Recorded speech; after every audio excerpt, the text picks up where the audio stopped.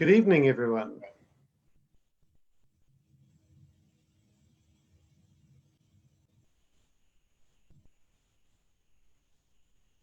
We're now live on Facebook, on a number of different Facebook pages, and we're live on Zoom.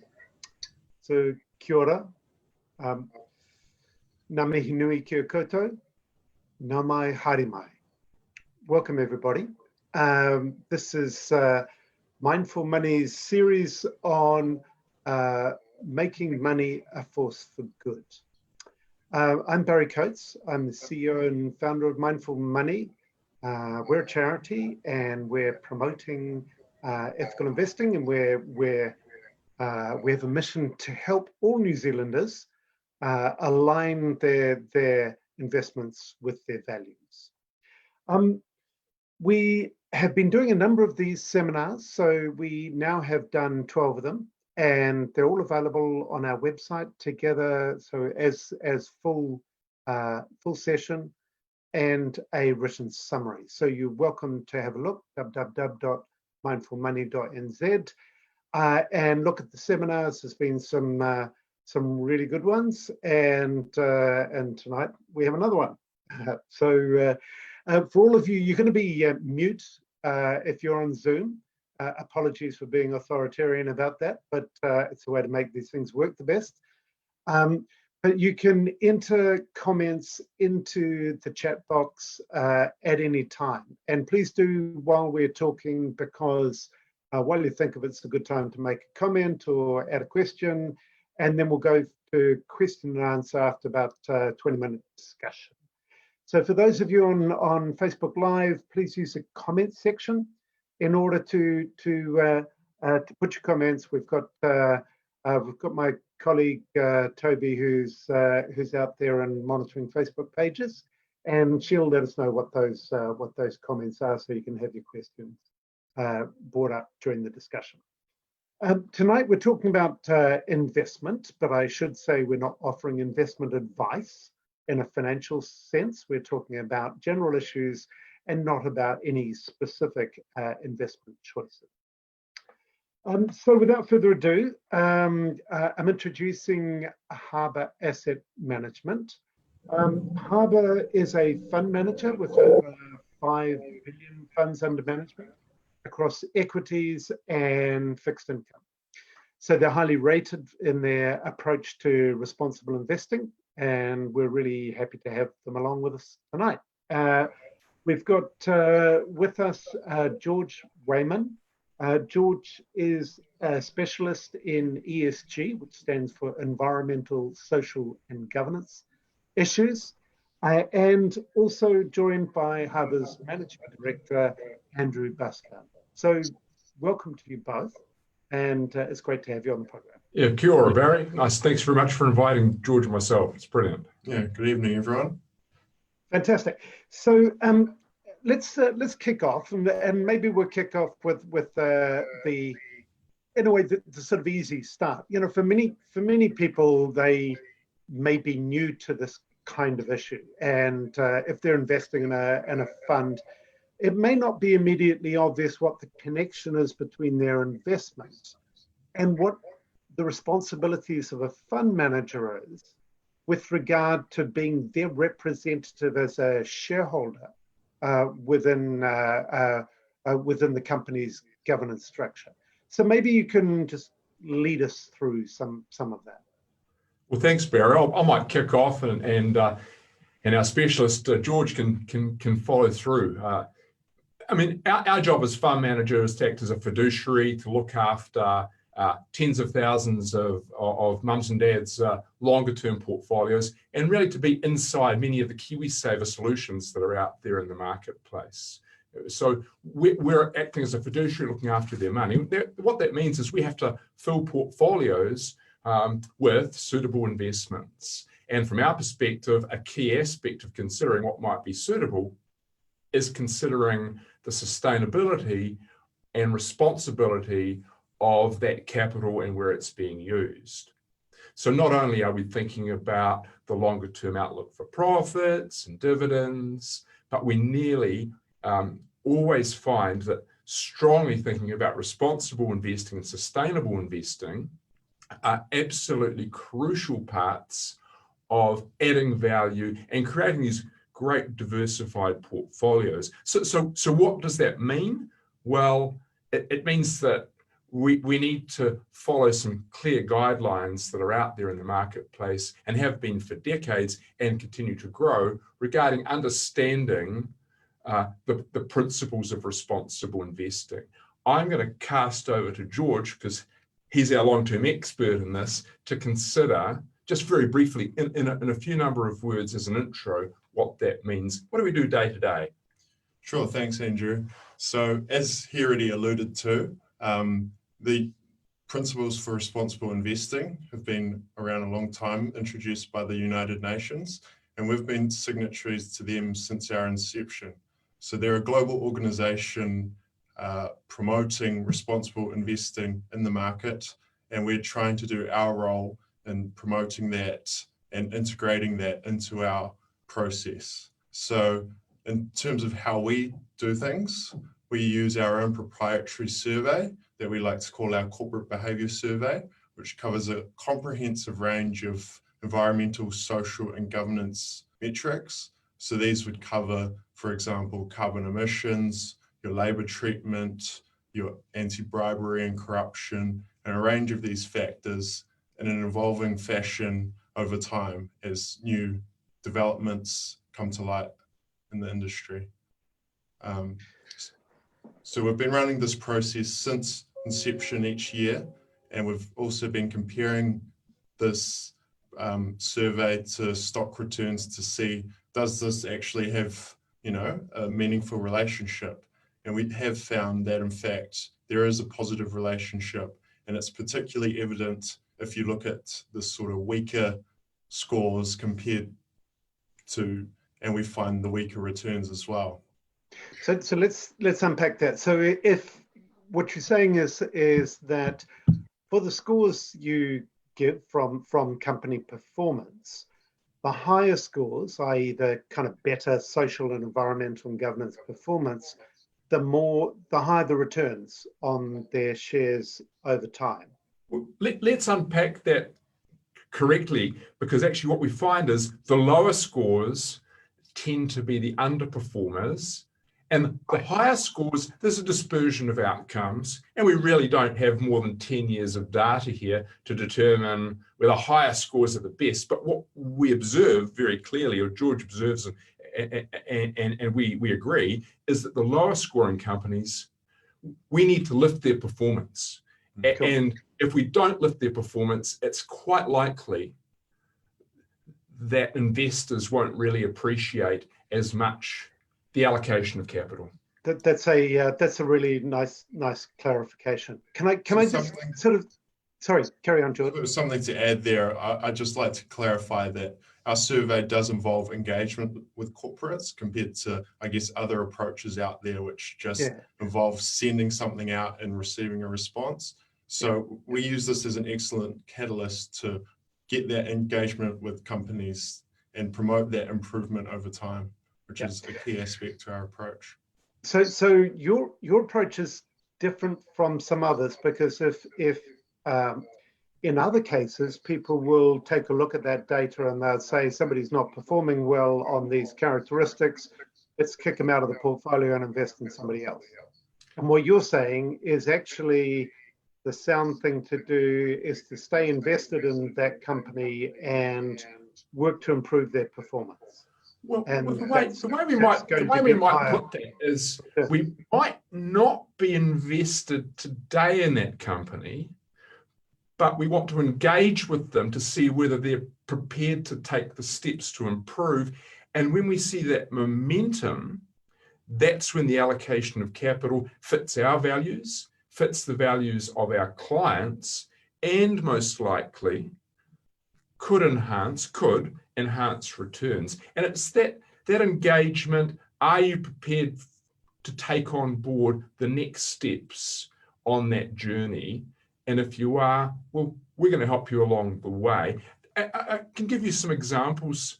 Well, I'll give you one example that just suddenly comes to mind. About 7 or 8 years ago, one of New Zealand's largest companies, now A2 Milk, really wasn't going along on this journey at all. They didn't have any measure of their carbon footprint as an example. And George in particular, along with one or two other people, started to engage with A2 saying, hey, the best companies are beginning to do this. Why can't you start moving along that journey and actually go further? Why can't you back it through into farm sustainability and assist the whole supply chain? And it doesn't have to be done overnight, but we want to see momentum in board decisions, decisions by management, and decisions by suppliers to move along that pipe. And George will have a whole host of other examples, but Barry, that just came to light right now for me. Cool. So it was encouraging to see for the first time last year that A2 did, for the first time measure and report their carbon emissions in their annual report. I know there is quite a long way to go, and there is a lot of variability in how accurate that may be, but it's an encouraging first step. Okay, good. So let's continue this. So if these companies who need to improve their environment, social and governance performance, you engage with them. Give us a flavour of that kind of engagement. Is it all closed door sort of meetings with management, and you there's no sort of public aspect to it? Sometimes there's a public aspect. There's some of it at the board level, some of them at AGMs. How does that engagement happen? It's normally, it's answer D, it's all of the above, or E, all of the above. And look, you ask, what is the most effective way of engaging in change? And that will vary depending on who you're engaging with and the roadblocks you meet along the way. And Barry, you know that in life, sometimes the best way of making the way forward is to, be kind, courteous, and actually don't do things in a big display of anger or hate, but to work strongly with examples of, and the one way of doing that is for George to go along and say, hey, here's an example of a company that's going really well. Can you think about starting along that process? And for George did a huge amount of work last year on, I'll take, for example, carbon emissions, survey of the NZX, and you might like to ask, and the huge variety of approaches. We know 4 or 5 companies really are doing incredibly well in this regard. 10, 15 companies have started the journey and a lot more to do. And then the balance, a bit disappointing to be truthful. Yeah, I was going to ask you about exactly that. The record of large New Zealand companies reporting on climate emissions, let alone more sophisticated measures of intensity or risk, has been pretty patchy to be generous. And how have you found that? Have you found that there's now an appetite to move, and are companies really stepping up to this, or are you having to try and drag them kicking and screaming into it? Well, I think that policy development has a lot to play in this space. So we're seeing, for example, in New Zealand, the government's introducing, they started a market consultation into mandatory climate change disclosure. So I think the awareness for corporates is starting to grow, and they're starting to see the need to start disclosing their emissions. Investors like us also have a part to play, and we've also been sort of advocating increased disclosure over time. So I don't think corporates really have an excuse to ignore it anymore. But it was sort of disappointing at our initial survey of how many companies were actually disclosing some form of emissions. Yeah, and I've seen the data from McInnes Institute that shows that New Zealand's well behind international good practice on this. So I guess the government's approach to start to require climate-related risk disclosure is going to be in a way a trigger to make sure that not only the publicly listed companies do it, but potentially some of the big private companies and even government departments do it as well. Yeah, and in George's analysis, we found so many different approaches to thinking about how you disclose on a relative basis, only your scope 1, scope 2, people will be familiar with that on this call, how far you can truly measure scope 3, and what objectives might be put in place for reducing or turning back carbon emissions. And policy will be very helpful here, but as investors, we felt it important to start the process, because there is becoming, through mindful money, of course, but becoming globally a weight of money that will begin to influence capital markets, both bonds with green bonds and clearly with equity markets as well. And as investors as well, we'd also like to be able to carbon footprint our portfolios. And that's just not something we'd be able to do unless companies are actually measuring and reporting their emissions. Yeah, some good practices happening is quite a few companies are signing up to climate targets and taking on the targets that would ensure that global warming stays below 1.5 degrees Celsius, and that would mean deep cuts by 2030 and pretty much zero carbon by 2050. Are you seeing a willingness of some New Zealand companies to start to set targets? I know the Climate Leaders Dialogue is kind of part of that pathway, but are you seeing that more broadly? Yes, I think so. And some companies, like Fletcher Building, for example, have looked at science-based targets, which is a sort of scientific verified way that publicly holds them accountable. And a range of other companies have set, targets for 2030, 30% reductions in their scope 1 or scope 2. So there's a lot of variability out there, but I think they're all trying to head towards that same goal of getting to net zero by 2050. Yeah. I mean, in a practical sense, I think it's fine considering targets and objectives at a board level, but what we also like to see is just some practical steps and looking at innovation. And it's not hard to see the willingness of boards and management to innovate. I'm going to give you an example of two emitting companies in New Zealand. Mainfreight, they've actually started to invest and potentially look at electric trucks, and they've been doing some test driving. Now, it's not particularly they've got a current target, but if you don't start along that road now and experiment and see what new things, then they're not going to get anywhere. And another one would be Synlait, wouldn't it, George? Yeah, so Synlait were quite innovative when they invested in a new electric boiler to replace the sort of coal-fired industry standards. So that was a big sort of capital investment that will make a big reduction in their emissions over time. It really sets the standard for the whole sort of peer set. Yeah, and it's interesting because companies like that have also set targets for on-farm sustainability as well. That's really important. And they're paying a premium for some milk in that regards. You've got to see Indeed. these practical steps. Yeah. So we'll just open up for questions in 1 second. So if you're on the call and you want to put a question in Zoom chat, please do so.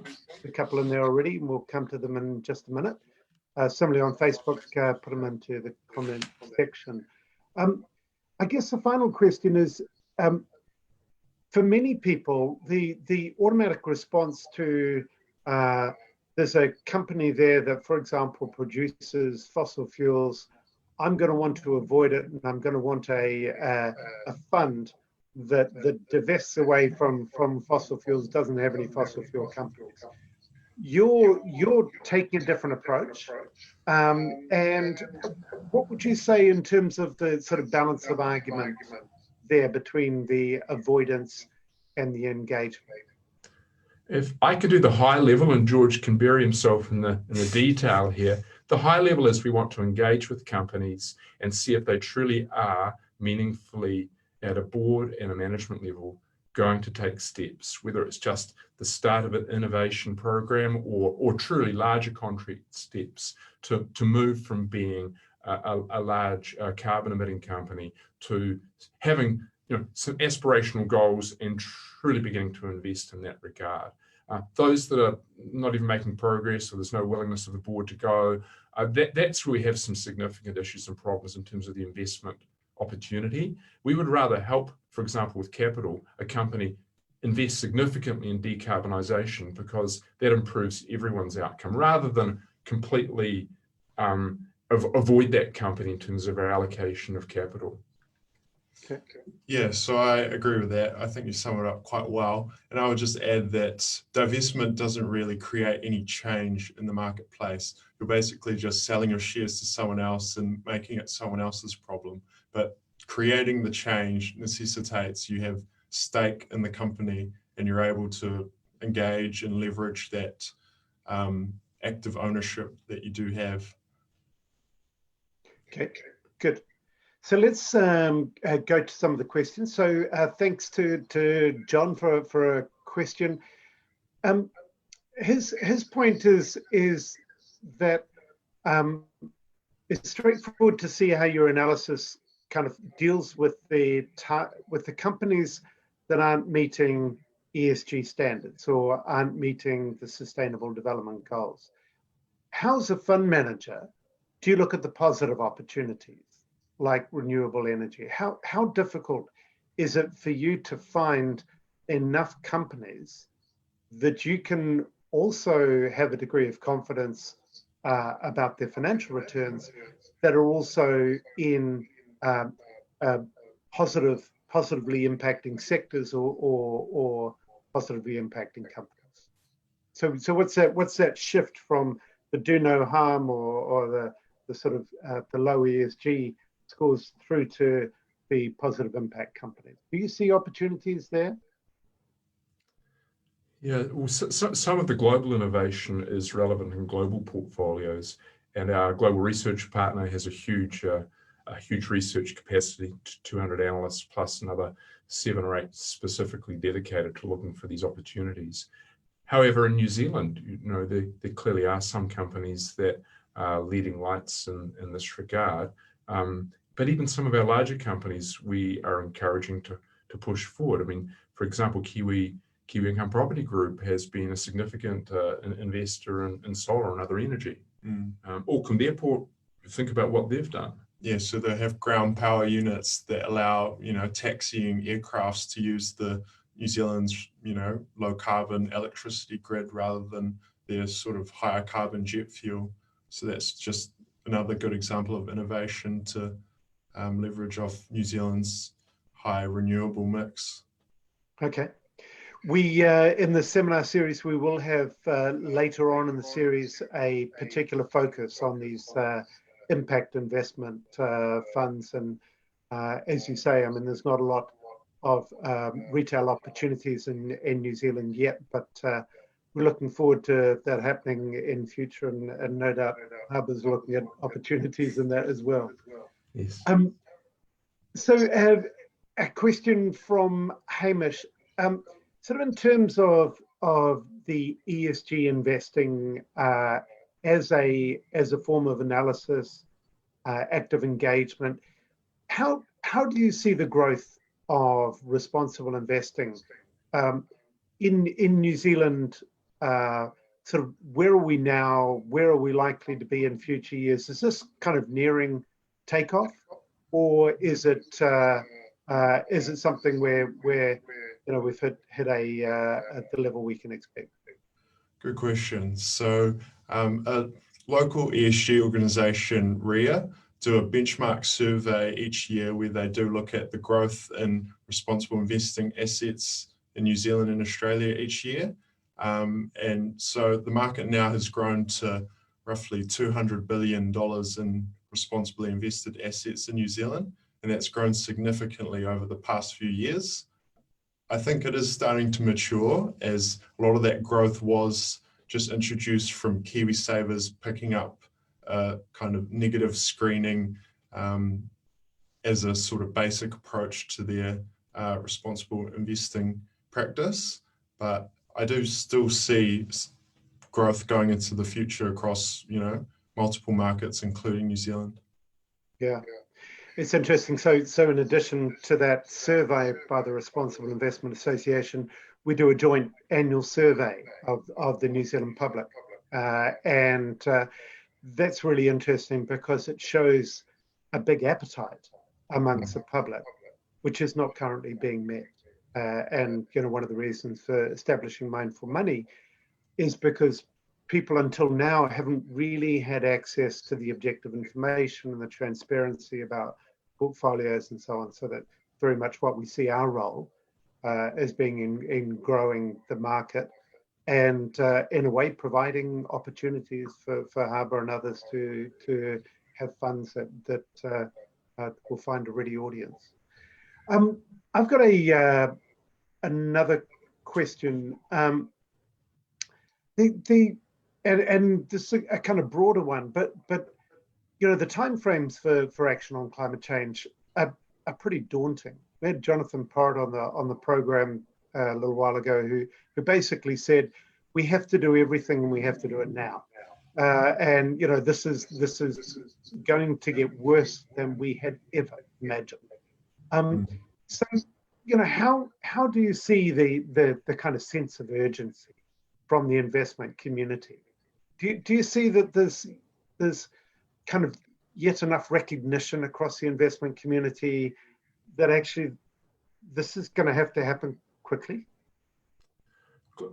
Globally, it's moving at different paces in different jurisdictions. It's moving fast in Europe. Yeah. Very fast.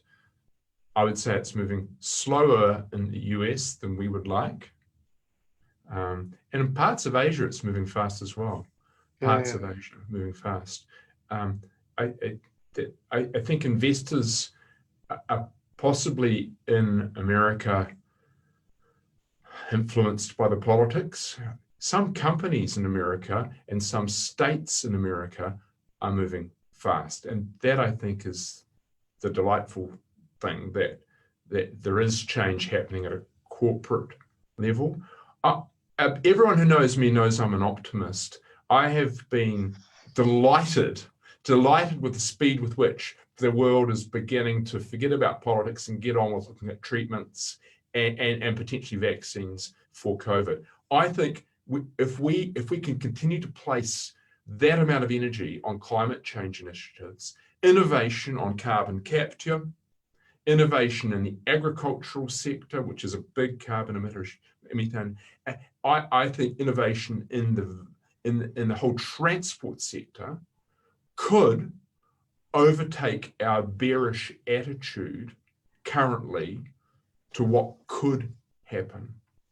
Yeah. Only 10 years ago, no one thought that Tesla would be a $1,000 stock and dominating. And now we have, of course, nearly every major vehicle brand by 2025 will be very unlikely to produce a internal combustion engine. That's the start of the innovation that 10 years ago we wouldn't have thought. There will be more innovation, I can't imagine, tackling these issues. So today, when we say it will cost X billion dollars, for example, to replace the coal-fired boilers that populate New Zealand dairy factories to create milk powder, why can't we imagine that $1 billion will be half of that in 10 years' time? It could be. And that's where we need to be innovating. Good. And some good news on that recently in terms of political announcements. So, Yes. so maybe that money will be spent before it gets less. So I have I guess sort of along that we've talked a little bit about corporate reporting, and I think it's great that New Zealand is going to be regulating the need for climate reporting. We've got a question online from Sean, who's particularly asking a question for you, George. Right. And relates also to not only TCFD, but what's the expectation that carbon reporting will meet a consistent standard and be comparable? And he draws attention to standard ISO 14064, for example. Now I guess you know what that one is. Yeah, so I believe it's in the greenhouse gas protocol. Yeah. But so I think going back to the, I guess, core part of the question, will there be a standardized kind of reporting protocol? I think it will be tough in the shorter term because we do come off quite a low base in terms of not a lot of companies are already reporting. So I think it will be a iterative process where companies will start maybe not with not the most accurate numbers, but they'll aim to improve that over time. And TCFD, I think, is a great framework to use because it doesn't just cover the kind of metrics or quantitative side of it, which is still important, but also those bigger picture themes like how is climate change governed within the company, what is the risk management framework, and what's your strategy over the longer term. So I think that's why, since it's such an all-encompassing framework, that's why the government and many sort of industry experts around the world have really promoted this. Good. So that's a big plug for the Task Force on Climate-Related Financial Disclosures, TCFD, to unpack the acronym that we often use. Yes. Good. And I guess as sort of the title of this was Beyond Divestment. So I think we'll just have a final question that comes back to the title a bit. Louise has asked, do you think there are some sectors, and she says, maybe oil or downstream petroleum or coal mining, where actually divestment might be the right thing to do rather than engagement? My perspective is yes, that's correct. There are some sectors that you want companies to exit. Often, the large conglomerates have other aspects to their business. So here's the tricky question. It might be fine to exit a particular thermal coal operator, tick. But what if that thermal coal mine and all the infrastructure is sitting within a larger conglomerate that has plans to change entirely their electricity production to renewables? And one of Europe's largest emitters is actually now Europe's largest renewable energy company. So to go with them on that journey, give them more capital, might be the way to proceed. And in New Zealand, we have probably two companies that, are really tricky investments because of the thermal coal they use, really tricky, and a very high hurdle for many investors to invest in them. And in fact, as of today, we aren't an investor in either of those companies, potentially for other reasons. But you could see that the solution for New Zealand to decarbonise has to involve both those companies. They have to get capital. They have to change what they're doing. So just to divest may not always be the answer. May not always. But I think if we're just talking about a pure new mine, a pure coal mine, I can't personally see the rationale for those being included in portfolios. That's a personal view, and it's a view at Harbour. It may not be a general view across investment markets. I mean, I noticed, however, the world's largest pension fund, Norges Bank, based on revenue from oil, is in a program of divesting from pure play coal, pure play oil, which I find quite ironic, but that's what they're doing, and they're taking the lead in that regard. Just like one of the Rockefeller Foundation, charitable foundations, Rockefeller Brothers Foundation, was an early divester from fossil fuels. So I guess I guess there are things that come around on this. Thank you both very much. That was a really interesting discussion, and really appreciate you coming on to the seminar. So Thanks a lot, Barry. Thank you for the opportunity, Barry, and for your listeners. Thank you. Yeah, cool. So for everyone, we'll have the YouTube of this up fairly soon on Mindful Money's website, www.mindfulmoney.nz, and we'll put a seminar up. So a written summary of the seminar up. So do tell other people about it, and they can have a look at the YouTube video of it, or it'll be on Facebook Live under Mindful Money's Facebook page, also Harbour's Facebook page, a couple of my pages. So thank you all for joining. Next week, come back, please. We've got Rob Everett.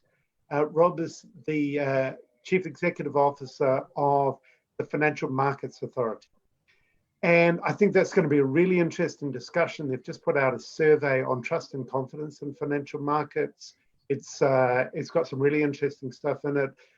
As the FMA, they've also put out their statement of intent for the next few years, which talks about their plans and the regulatory issues coming up. We're going to talk about responsible investing and some of the regulatory issues there. And also, Rob has been very vocal on the issue that companies ought to be having a social purpose in their DNA, in their makeup, in order to gain a license to operate. So we'll be talking about that as well. I think that'll be a really good discussion. So thanks again to Andrew and George, and thank you all for coming on and joining. Ka kite ana.